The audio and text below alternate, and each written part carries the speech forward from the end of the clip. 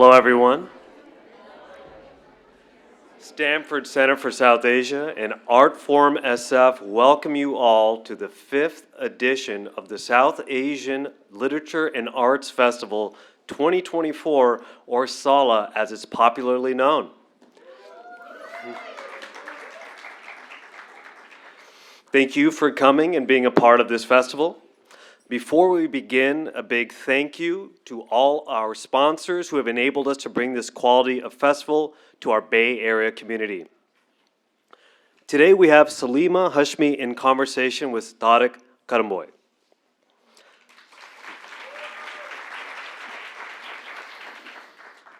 Classically trained in the arts, industrial design, and architecture, Tarik Currimbhoy is a trifecta of artistic prowess. Having earned a Bachelor of Fine Arts and a Master of Architecture from Pratt Institute, as well as a Master of Arts from Cornell University, Tarik later went on to teach at both institutions, drawing at Cornell and design at Pratt. Just a few house rules before we begin our program. Please keep your cell phones on silent and no video recording. There will be a 15-minute Q&A after the discussion, and books by the author will be available for sale and signing outside in the atrium or front lawn. And with that, let's welcome our panelists with a big round of applause.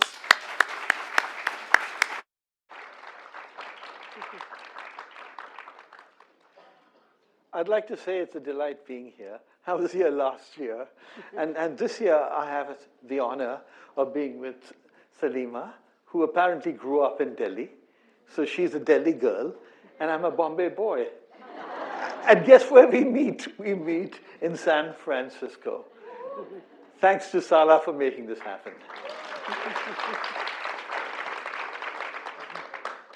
It's interesting when art rises above politics, when art rises above everything, it sort of becomes a conversation that's universally held through the world. And like Salima says, that artists are radars, not only painters, but poets, and all of us, actually, who sense what's happening around the world, and we are a voice. I'd like to begin by going back in time, 1937. In 1937, the Second World War broke out. The Nazis were there, Germany was taking over the world, and they were flying into Spain, actually, taking parts of Spain. There was a little village in the Basque Valley, and that village was called Guernica. Now, Guernica, all the men in the small village of Guernica of 25,000-30,000 were fighting in the war as the French, the Spanish resistance army. They were fighting against the Nazis, yeah? And all that was left in the village were these women looking after their children. The German warplanes fly over, and they drop 100,000 pounds of total bombs, blanketing the whole village. At a bar in Paris was this man. He was born like me, drinking away, looking at the news. And then he realized that he got so disturbed by the fact that the women were killed and the children were killed. He was commissioned to do a painting for the World Fair in 1938. He dropped that commission. He went to Spain. And that bald man was Pablo Picasso. Pablo Picasso created Guernica. Now, in Guernica, what he did is, this was a painting 10 feet, 6 inches high by 25 feet, 8 inches long. What he did is he took house paint. And this house paint was a flat temper paint that we used to paint houses. He took that white paint and he painted this incredible painting, that large with shades of gray, basically expressing his emotion to the world. And that painting was shown at the World Fair in 1938. He spoke about women's rights, he spoke about children's rights, he spoke about social justice. And that's what he stands for. That's what he stood for. And that was the marker through the whole world.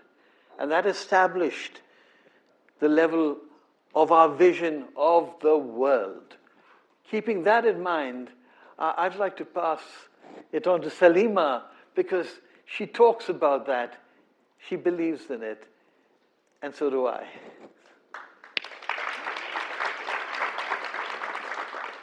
So if I might, since I've got this wretched thing in my hand, a WhatsApp message came just about 2-3 hours ago from a friend who said, Faiz and Mahmoud Darwish were in Beirut, and they were friends.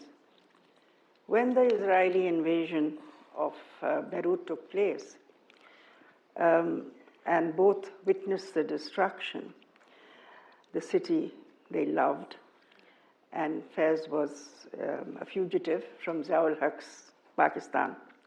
Both witnessed the carnage and the destruction of the city, and here Darwish wrote his Memory for Forgetfulness, and Faiz said to him, Beirut itself is in the writing, Faiz insisted, but the true poets and the singers are the people and the fighters, but where are the artists? He kept asking Darwish, where are the artists? So Darwish said, which artists, Faiz? And he said, the artists of Beirut, where are they? And he said, what do you want from them? He said, I want them to paint the walls of the city. So what's come over you? Said Darwish. The walls are crumbling. That's just an aside to begin what I wanted to talk about today, and which was really to introduce to this captive audience about my personal reflections on Pakistani art. I don't think it's a great secret that we've had a very turbulent history. The whole of the subcontinent has, and since 1947, Pakistan at least has continued along those lines. So I'm talking about art. What is the context? Because I am an artist. And so I'm just showing you an image of like what I see as the two strands. On the one side, there is Chughtai, the traditionalist, the romantic, the sentimental, who looks to the roots in miniatures, etc. On the other side is the pioneer of modernism in Pakistan, Shakir Ali, who's come from being a student of André Lot in France, who studied in Czechoslovakia, and he comes and says, no, Pakistan requires a new art. And these are these two strands that come through in Pakistani art, and it continues today. And so, from the modernists, you come into contemporary art, Anwar Jalal Shamsa, who left Pakistan to live abroad eventually. Sorry, this has a mind of its own.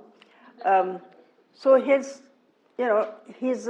a modern painter, but he looks to his roots, the family of carpet makers. And this exhibition actually was called Roots, and he never managed to bring it to Pakistan. He died standing in a bank, passing a check in 1984. And on the other side is Zuhur al-Akhlaq, who we look to as the leader of contemporary Pakistani art. And he's somebody who then, with this work, he's still got the grid, which comes from the manuscript page, and yet there's something ominous there, and the ominous is the nuclear menace. This is a work that he did the year Dr. Abdul Salam, the great Pakistani scientist, was given the Nobel Peace Prize. But already the idea of the nuclear tests were there in the environment. And I think that is where our fears begin. Will the subcontinent be lured into this way of, becoming one of the league that has this weapon which can annihilate all of us? And yet then there are the other painters, the painters who look to the terrain, who are looking at the beauties of the Punjab or the beauties of Sindh. Musarrat Mirza, who is still alive, is a doyen who has looked at the dusty colors of the desert. She lives in Sakkar, and these shafts of sunlight that occur in these little alleyways. So that's the stuff of her painting. But then political history takes over. This is an image that I have worked from in my own art. February 12th, 1983, women took out this demonstration in Lahore. They went 2 by 2 because there was Section 144, and anybody who knows the subcontinent well knows what is the Section 144, British-bought law. No more than 4 people can congregate anywhere. And it continues happily in the subcontinent. All countries still have Section 144. So these women were protesting against Ziaul Haq's law of evidence, which would make 2 women equal to 1 man in a court of law. So they were going very quietly to present a petition to the Chief Justice of the High Court in Lahore, and they were set upon by the police. This was the first time, really, that women had been beaten up by police post-partition. And it was a shock. The images were hidden because there was press censorship, but they got out anyway. And this kind of was the catalyst for the women's movement in art. And it was not just the painters. It was the poets, it was the dramatists, it was the singers, it was the dancers, it was the theater people. And people like Asma Jahangir, who was the great activist, lawyer. And I got a bunch of women artists together at my house, and we wrote out a manifesto for the women artists of Pakistan. And that manifesto is now published. At the time, it had to be secret. We couldn't talk about it. It was that we recognized our role was to represent what was happening to our people, and which meant that the anti-people, anti-minority government, anti-women government that was in power had to be combated. We couldn't do it on the streets, but we could surely do it through our work. And that's when the great poetry of people like, Kishwar Naheed, Hum Gunahgar Aurtein, we sinful women, we declare who we are, who don't bow their heads, so who don't fold their hands. So this was a time in which this was happening. And all the women who signed that, there were only about 15 of us, their work started changing. Okay, this time it's not listening to me. But Salima, just going to that time, this is 1983. Mm-hmm. Now, were the women, were they all artists? Were they poets in it? Were they people who literature? Where do they come from? All different parts of Pakistan? They were from all over Pakistan. And what did the government actually do? Well, for a while it tried to ignore, but the fact remains that there were women who were in the political party, especially the People's Party, who were incarcerated. There were, because the laws were very draconian, so it meant that there was one particular woman I know very well because she was a librarian, and her husband was a poet. They both suffered in jail, but there were 2 women who were incarcerated in Lahore Fort. It was the only time that we know of, even during the British period, women were not incarcerated in the Lahore Fort, which is a dreaded place of incarceration. One of them was the wife of a politician, and during questioning, the brigadier hit her with his rod and broke her wrist. The other woman was this librarian. She's recently written a book about her, experiences. The fact remains that that period, my father also spent a short time in Lahore Fort, and he said, it's not soul-stirring. But the fact remains that they suffered, and we became their voice, which is, after all, the role of an artist. There was the Sindhyani Tahreek in Sindh, which was basically rural women. But much of this was surreptitious because it was a very hard time. It was a very hard time because, as though anybody who has suffered authoritarianism knows that there are no holds barred. So But was this women generated? took to, you see, women took to symbolic ways. There's Durya Kazi's work in which she's covered in this, because we were told the place for women is chadar or char diwari, you know, wear the chadar and get it behind the four walls. But women through their art could be ironical about the idea of being wearing this chadar or being behind the little apertures. And this particular aperture is in the Lahore fort, okay, the wonderful marble screens, and then there are these two shrouded women looking out. And in their shroud, they become very vocal. The fact that they are, you know, there is this ironical, and Durya said, the silence was deafening. And I've always remembered that sentence with her when I was having a conversation. So what was happening with the men artists? Well, we all know they are collaborators, right? I had to get that in. No, but listen, in terms of the government, when it was like, for instance, when Zia-ul Haq was around and Zulfikar came over and someone else changed, how did that affect the voices of men, women, children, and everybody else in terms of freedom? Well, the fact remains that Pakistan was on the forefront of the free world fighting in Afghanistan. And Zia was their baby. So all the things that went along with the war that the West played out in Afghanistan meant that suddenly everybody ignored the fact that Zia was an authoritarian ruler. A lot of money flowed in to Pakistan. Many of my very good male friends, artists, started painting calligraphy. You know, it was the done thing. There was a lot of patronage for calligraphy. And when we said, you know, why calligraphy? So they said, why? It's abstract, it's very modern, and it's Islamic. What's the problem with it? The problem with it was that it was not telling it like it was. Well done. And so therefore, you had women artists like Meher Afroz who were looking for the first time at women, what their bodies were like, the new laws that came in which equated, which bans adultery, except that if a man said that his wife was committing adultery, he just needed to bring 4 male witnesses, which was a requirement for rape. And the woman went to jail, and there were a lot of women in jail at the time. There are many famous cases. I don't want to go into them now. But what about the traditional way of working?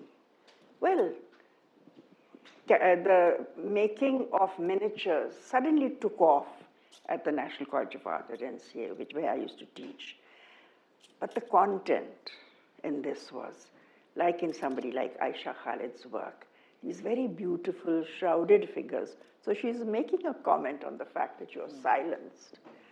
And you know, there's the pattern which is in the background, which is the domestic space, which is constraining and it's suffocating. And yet these shrouded forms are sitting on these wonderful lotuses. So the lotuses become vocal. And that is, you know, constantly this paradox was going on. The silencing and the rebelliousness, which used to be symbolic, and it was always there in all of the works.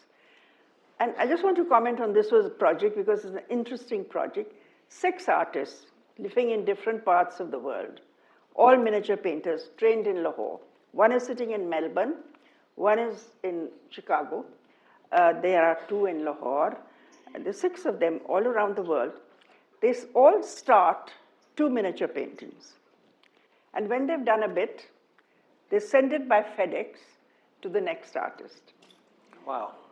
And the next artist looks at it and adds a bit. And then it goes to a third artist.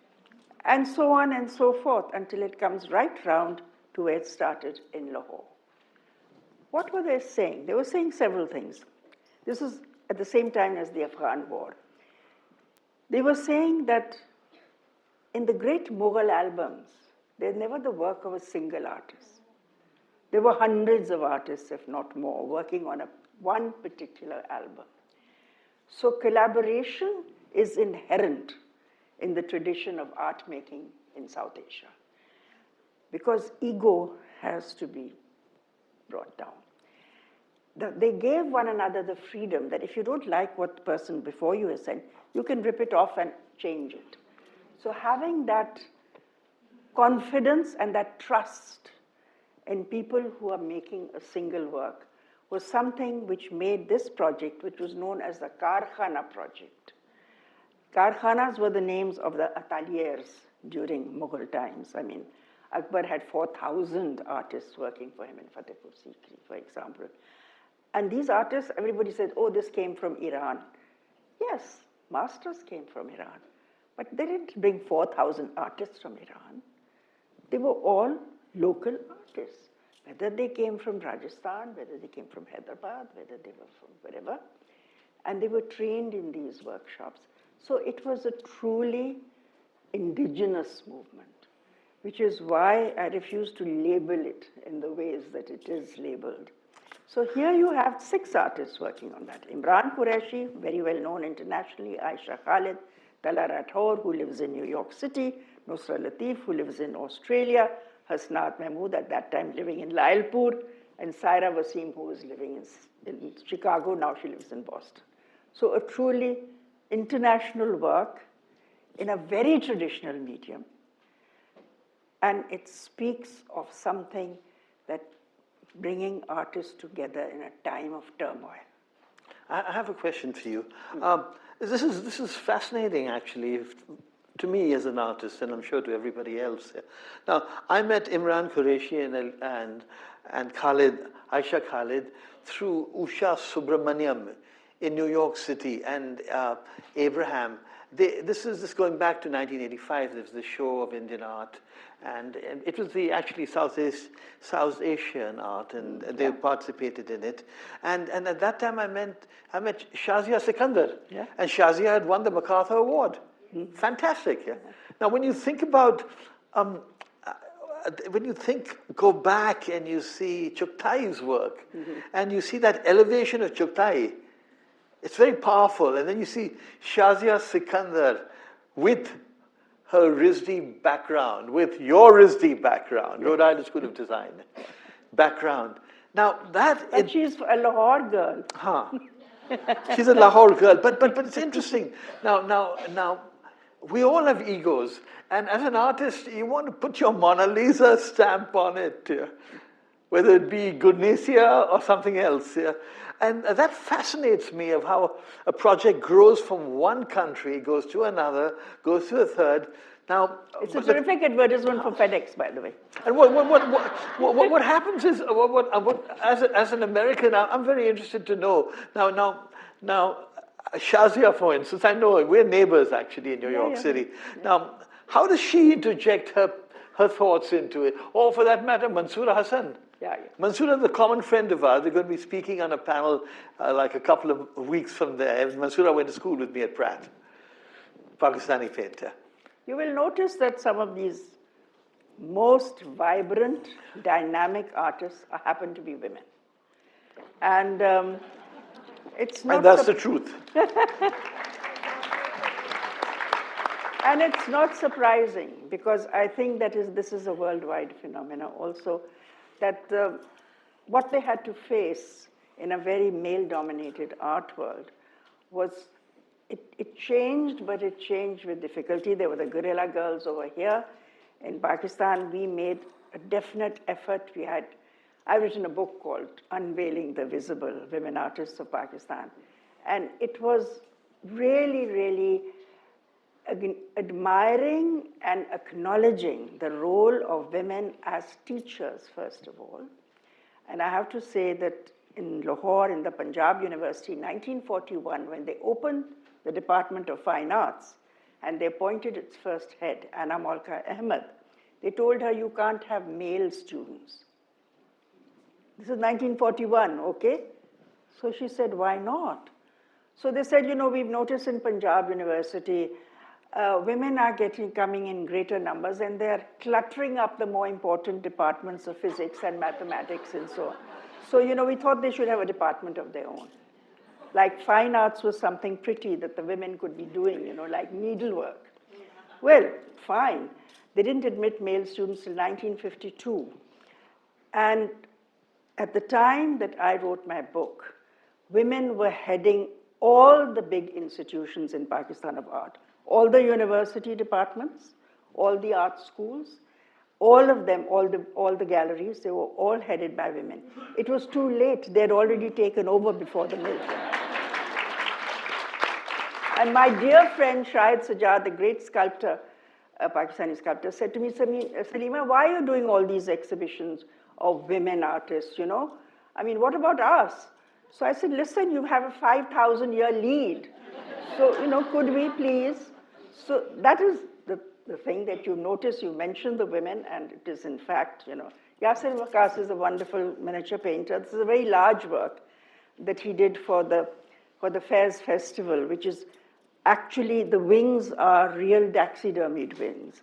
And then there's this sort of sense of flight. And it's called a poem, A Song for This Day, which was after one of my father, Faiz, the poets.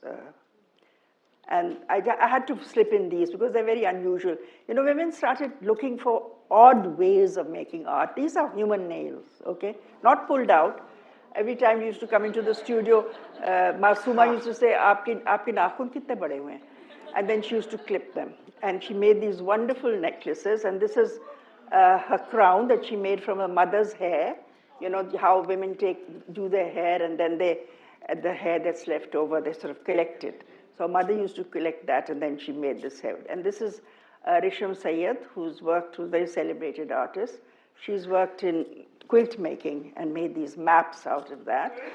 There is over here, I mean, I think humor and irony are something that are very basic to all of Pakistani art. This is a wonderful series of works done by Adila Suleiman, sculptor who lives in Karachi. She made this installation, which was called Salma Sitara Behne Workshop, which was really motorcycle gear only for women. But, you know, because women didn't wear helmets in Pakistan, because there's not enough money to buy 2 helmets, they would sit side straddle because that was the proper way to sit. And there were so many accidents in which women suffered. So Adila decided to make gear for women. And so where would they get the stuff? Well, they got it out of their kitchens, of course, you know. So these wonderful helmets. And this particular work I love because it's part of a show that I did in, I curated this in Dubai. It was called Desperately Seeking Paradise. And so Huma Mulji, who's the sculptor, she made this taxidermed camel, who we called Leila. The work was called Arabian Delights. And it caused quite a sensation in that pavilion. And except the next day, the palace had it removed. So I had a sort of modest argument. You don't argue very much when you're in Dubai. So I sort of said that, you know, the whole theme was the immigrants who come to work, the labor that comes to Dubai, and then what they bring with them and what they hope to take back. So, you know, so he said, no, camel is part of our culture. So there was a censorship going on, yeah, basically. Yeah, of course. So I said, but this is a Baloch camel.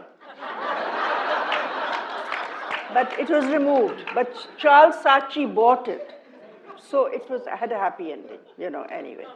And this is a wonderful work that we did. It was a project in which they had some intervention. Young artists could do an intervention in public space. So this was Aisha Jatoi. And, you know, we have, instead of sculptures in Pakistan, we have, you know, great signs of military superiority. And so there's this fighter plane right in the middle near the racecourse road. So she washed a lot of laundry and placed it there. And she called it clothesline.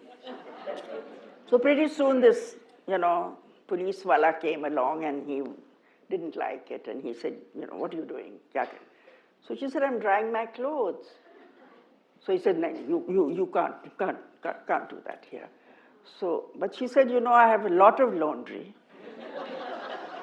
And I live in a small house. But anyway, the point was made. So this work, which has become quite well known, it's known So as she had no political problem, or was she? No, I banned? think that if you have tongue in cheek Yes. and you have a sense of humor, which if you're a Punjabi, you have to have a sense of humor. So there she was with this. I'm sorry, this is absolutely politically incorrect, but you know what I mean. And this is a work called Boom. It's Muzammal Raheel, now a very well-known. If you look at it, you sort of say, so it's calligraphy, but if you say boom, but you go close to it, it's made of calligraphic, imagery, which is. Now, what does it yeah, say? Look at that. What does it read? Nothing.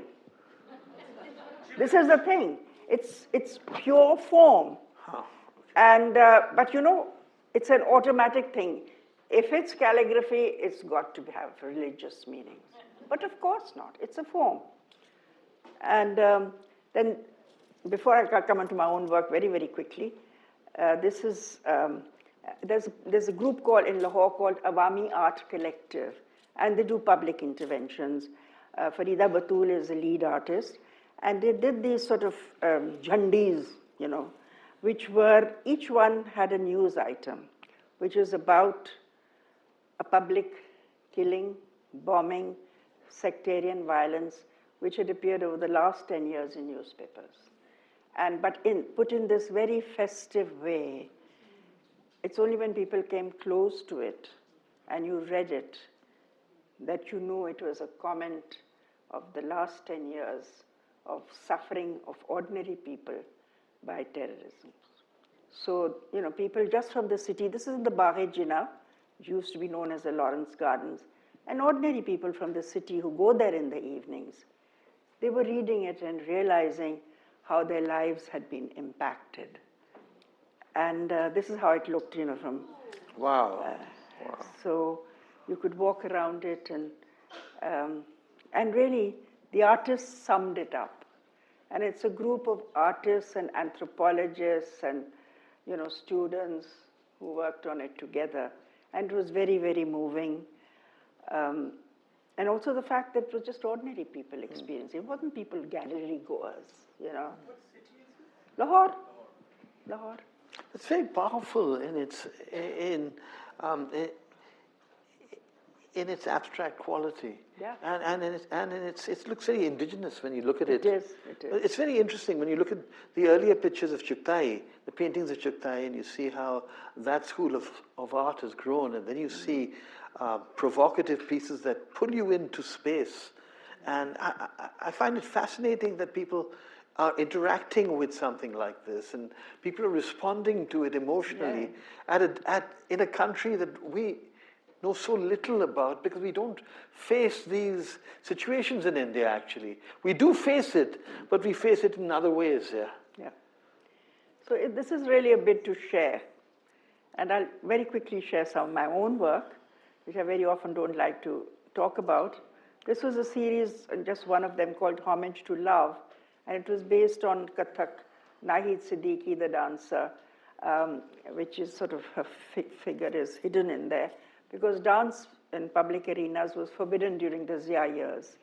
And therefore, for me, it was like, I asked her to pose for me, and she danced, and I took photographs, and then I made a series of works from it. It was really re-establishing my right to celebrate a great artist on dance. And it was my homage to her love for dance. Now, I have a question. Kathak is really a South Indian dance, correct? No, it's North Indian. Oh, okay. North Indian. Okay. I stand. I stand corrected. I stand corrected. Yeah. Yeah. Okay. Yeah. But my question goes beyond that. My Yeah. question goes beyond that. Yeah. But was there any political situation that's saying you cannot because you see, dance? she couldn't dance anymore in Pakistan. So she migrated to the UK, where she lived with her husband, Zia Mohyuddin, the famous thespian. And so she could only come back to meet her family.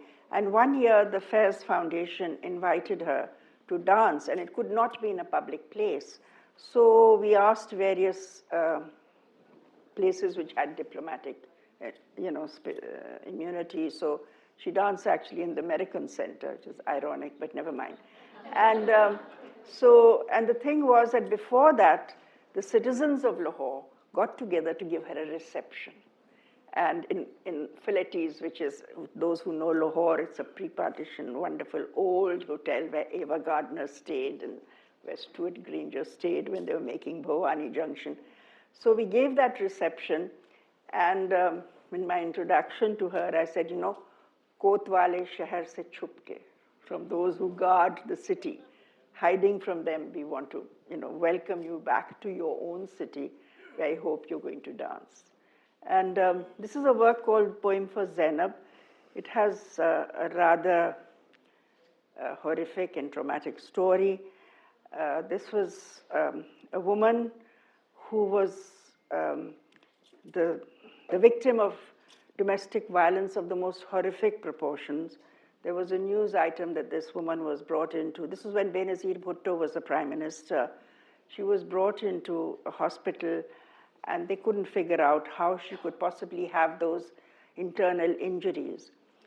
And she wouldn't say, and the doctors couldn't understand. Eventually, she was persuaded to tell her story. Her husband was a mullah, and in a fit of anger, he took a rod from the electric heater and shoved it up her vagina. And when I read that, I just, I went around in a daze for a while, and I couldn't figure out. And then Benazir came to her bedside, and in the hospital, and arranged for her to go to Britain for treatment because the doctors didn't know how to deal with it. And what interested me was that none of the other members of parliament reacted, but never mind. And I thought about it for a very long time, about the fact that, here is a man who delivers what we think is the sacred and considers the woman body profane. And, where life appears, that is what he attacks. And I couldn't figure out how to talk about this. And then a couple of weeks later, she returned to Pakistan, and there was a photograph of her in the paper, and she was running to greet her little boy who was about 5 years old. And the smile on her face, it suddenly made things clear for me that there was this capability in the human, in this case, this woman who overcame what had happened to her. And for me, then she became a beacon of light. So this image is really my own mouth, which is, I closed it. So this is my own self-portrait. But then emanating from that is the desire to rise above and to survive. Basically, that was about. This is a work about the Bamyan Buddhas and the destruction of them, the two works that I'm showing here, in which I use the hand as a symbol of the mudra that Buddha has, and the flower that still will emerge, whatever happens. And this is a work that was done about the October 8th series, which is about this terrible earthquake that happened across Kashmir, both sides of Kashmir and northern areas of Pakistan on October 8, 2005. And this is a work done very recently for an exhibition which was called Olive Branch. I was just one of the artists who participated.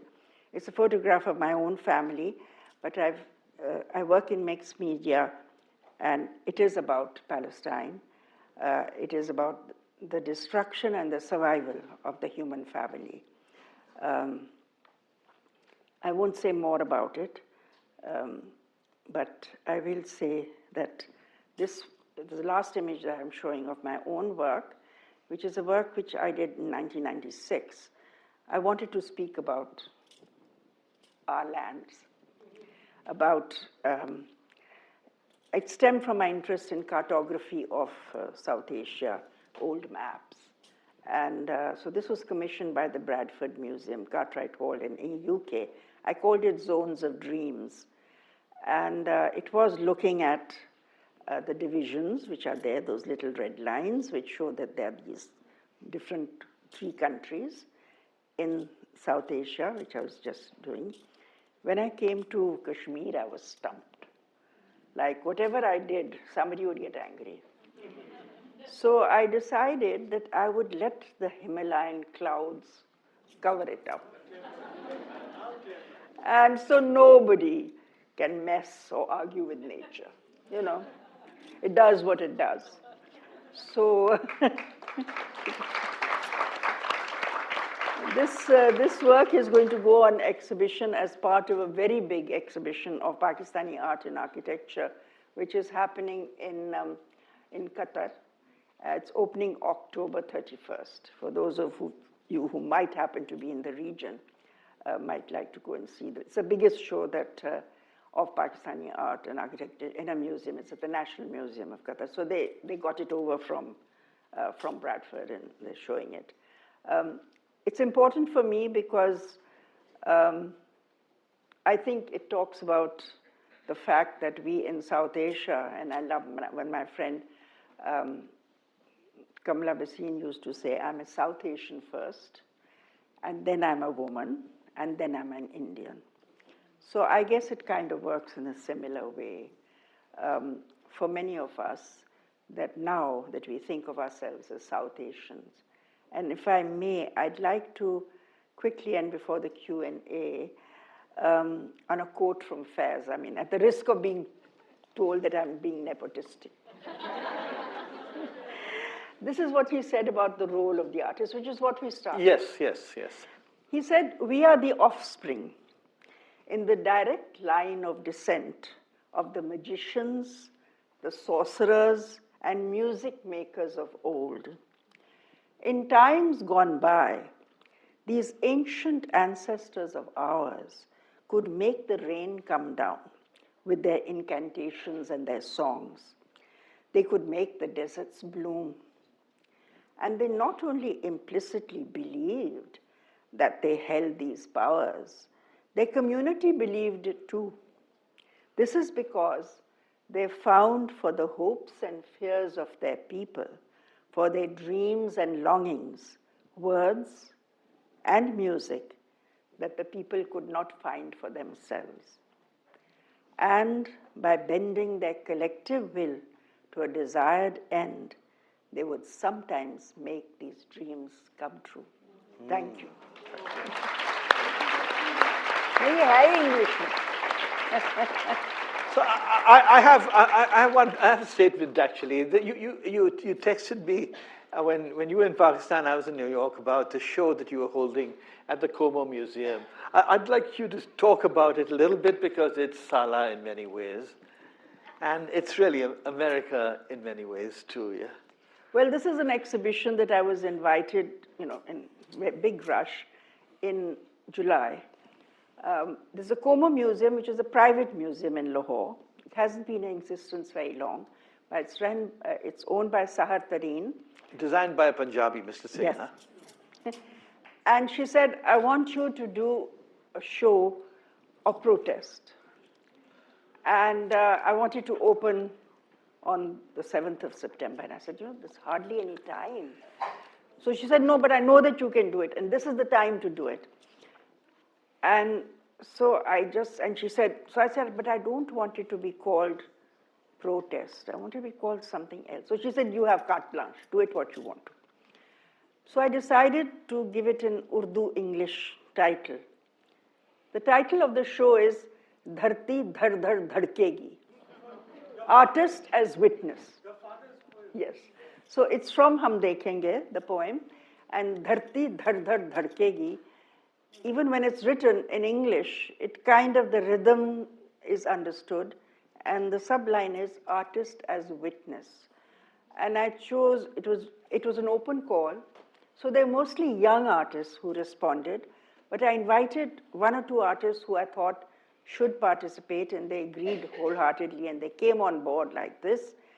And I was lucky that the husband of Sahar Tareen is a wonderful collector. And he has a collection which encompasses artists from different parts of the world. So he loaned me a work by Vivan Sundaram called Revolt.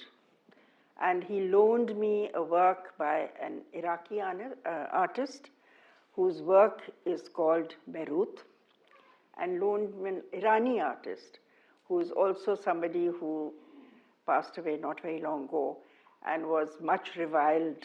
I mean, he started out by being anti-Shah, but as you know, artists, once they are allowed to say they were, he didn't stop when the Ayatollah came in. So there were these three artists who were from elsewhere, and then we had a lot of young Pakistani artists. And it's a very diverse show in the sense that you have sound installations, you have video, and it is, to my mind, fairly subtle because it's not out there shaking your fist, but it is speaking of pain, it is also speaking of reconciliation, and it is speaking, I hope, eventually, of hope. So this is a show, and it's had huge footfall. There were 800 people on the first night, and it's on until January 30th, and people are continuing to come because they felt that they were looking at work which otherwise was not getting a chance to be shown elsewhere. And I feel that it's so sad when our world refuses to take on the responsibility of being a witness and speaking out at a time like this. So the show has been very dear to me, and I believe dharti dhad dhad dhadkegi. Well, you know, before we turn it onto the floor, Zubin Mehta came to New York. He conducted the New York Philharmonic. And when you're a conductor, you're like a curator. And Salima has taken a subject of the world, and she has curated a voice, not only of Pakistan, not only of South Asia, of India, but the whole world, including America. And, you know, we salute you for that. And thank you so much for being so much a part of this organization. And Sala, actually, over to you. For fostering this, actually. Okay. Yes, sir. A very simple question. I'm not an artist, but I respect tremendously what you've done. What do you say to your children and grandchildren when you take them into an art museum? Yeah, before I'll just say, so what do you say to your children or grandchildren when you take them to an art museum? Well, my children have been going to Lahore Museum forever when they were small, and I being a teacher, and I've taught 5-year-olds as well as, of course, a lifetime of teaching young adults, and I was always fascinated at what they made a beeline for. I never told them what to see. They told me what they liked. And I always found a story that I could spin around whatever it was that they liked. And my daughter, for example, was absolutely fascinated by the clay toys of Mohenjo-daro and Harappa, and they're not very fancy to look at all. But they were so close to things that she was used to that, you know, she was fascinated. And I told her that this is, you know, so old, like, really. And for me, Lahore Museum is very interesting because once I had a chance of being part of a course in which we could open and redo and I chose to do the Paleolithic tools cupboard, which everybody said there's nothing there, a bunch of rocks, you know, what do you want to do? But for me to open it up and to hold, you know, a rock in my hand that 40 million years ago maybe, you know, there was a Homo sapien who held this thing. For me, it was the biggest thrill. So children, I don't know, I feel that they should tell you what they're seeing rather than us telling them, because you learn so much from the direct response, which is both sensory from the eyes and how that, you know, what they're seeing is percolated through the brain and what they can get back to you. So I'm fascinated with how my children saw what they saw. And one good thing has been they are now confirmed museum goers wherever they go in the world. So that's a kind of bad habit that I can't continue. Salima, in Houston, America, school kids, when they go to a museum, they have to put shrouds over nude sculptures. What do you think about that? And one question, and the other is, what role did Faiz's poetry play in all of your work? Well, your second question first. I think my father's poetry has influenced me a great deal. And especially when I've been trying to respond to something that's happened. And I can't clear my thoughts because I have, I'm confused, it's on many levels. And I remember that when there was some very, there was carnage on an attack on a mosque. And I was just trying to figure out, how does one respond to this kind of destruction of human life and faith, for that matter? And then a line came from Faiz, which is that "Dard aayega dabe paun, liye surkh charagh." And it cleared for me that yes, you had to step away from what you were seeing and just somehow put down your own pain, which was a reflection of the pain of the many. So the surkh charagh for me, which is a charagh in which there is blood, is just a very simplified image. Not that I made a charagh, that would have been too literal, but it sort of sorted it out for me. I think that we have to respect the response of our time in contemporary art. And I have seen work, which is very diverse all over the world. I think that what has changed, I have seen, and I'm a very ancient lady, what I've seen happening in my lifetime in South Asia is the difference of artists' responses to the body and women claiming their own body. This is something that has, it has been something that I have learned from and respected and learned in a way that has made me much more sensitive to nuances that are there. And also, I think the fact that it was the body, and especially the female body, has been the subject of art, and the male gaze is something that you've had forever in nature. But the fact that you now have the female gaze, that's fun. Was your father a very sensitive human being to this poetry? I mean, Mathe pe gosa do ke jugnu ke. Incredible work. Was he a sensitive father? Was He was my pal. Yeah, he was my friend. In real sense. You see, because I was 8 years old when he went to jail. I was 11 when I started reading, and he gave me comfort. And so, he was not there. It was my mother who was my mother and father. And my mother was a real tigress. And she fought, for us. And I remember towards the end of his life, I think it was probably the last year before, my father suddenly said to me, मैंने वो सब कुछ किया जो मैं करना चाहता था, क्योंकि मुझे पता था तुम्हारी माँ तुम्हारा पेट पाल लेगी. I did whatever I wanted to because I knew your mother would be able to feed you. And I think that was a huge tribute to her. The fact that they had the same politics was no doubt something that brought them together to begin with, and their love of Shakespeare. But I think that he was an immensely, immensely sensitive person, but also he was a real feminist. And I have to say this because, again, this was practically, I think, the year before he died, and it was, it was Zia's time, and it was so oppressive, and people used to come in the evenings when he came back from Beirut to their house, and there were quite a lot of people gathered in the evening, a lot of women from the Women's Action Forum, and there were some journalists and And I remember Munu Bhai, the journalist poet, said to him that, in Urdu, of course, he said, "Ke koi umeed ki kiran hai? Is there any ray of hope?"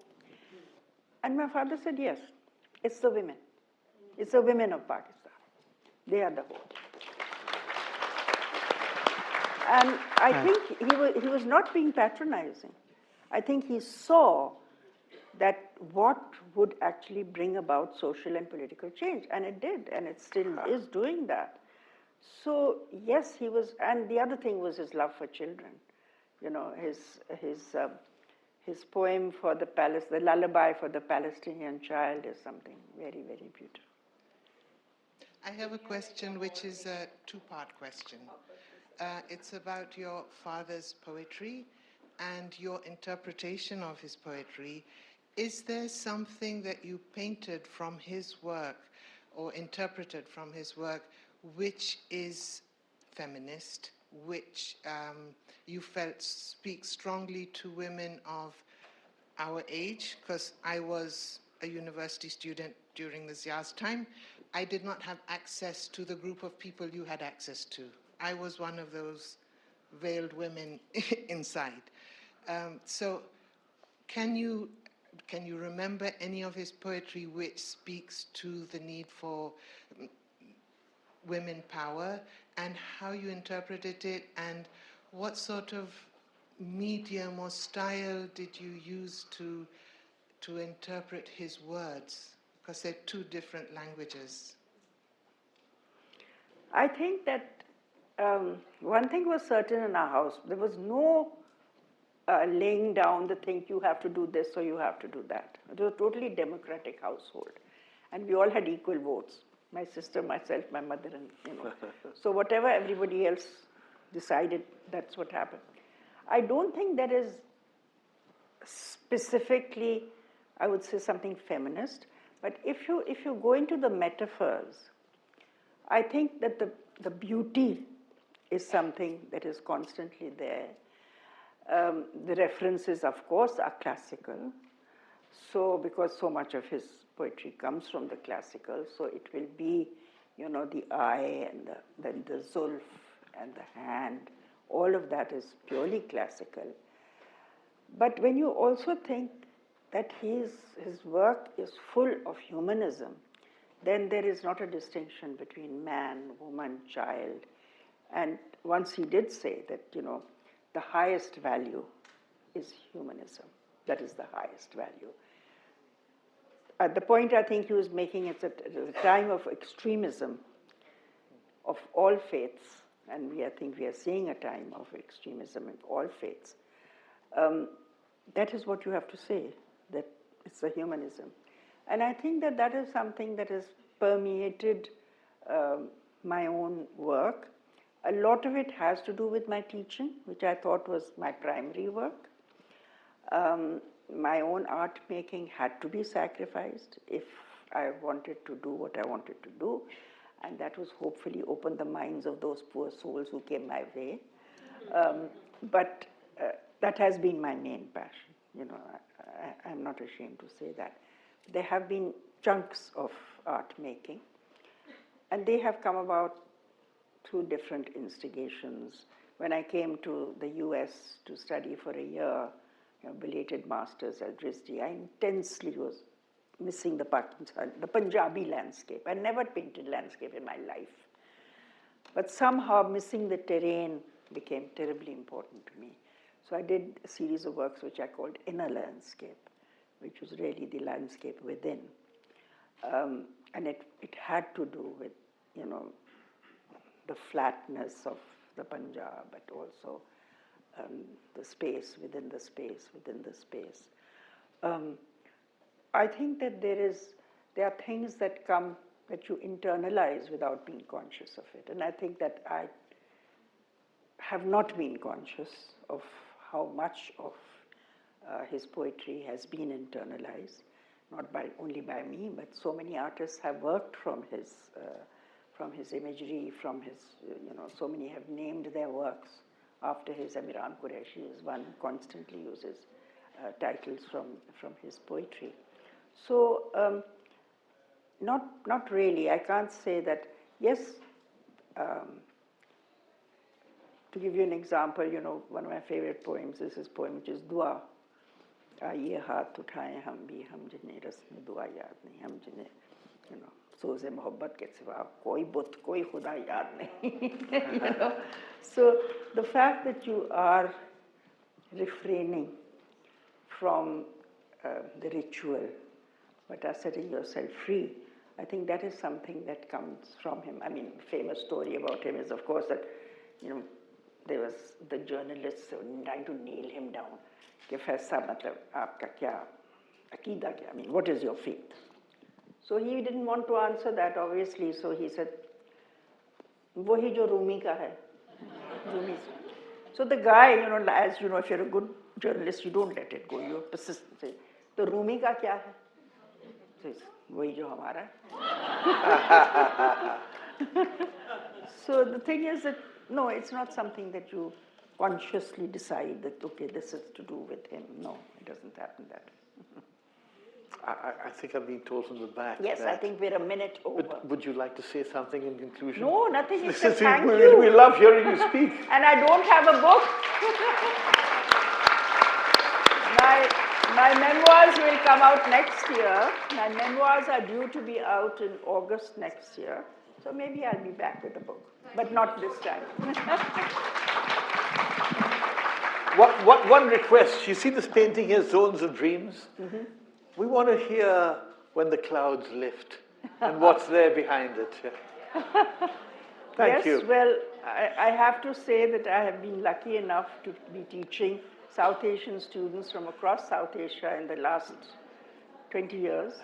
And they have ranged from students from Kashmir to Bhutan, to Afghanistan, to Sri Lanka, to Maldives, and of course Pakistanis and Bangladeshis. And the wonderful thing is that when the clouds lift, there will be one. Thank you.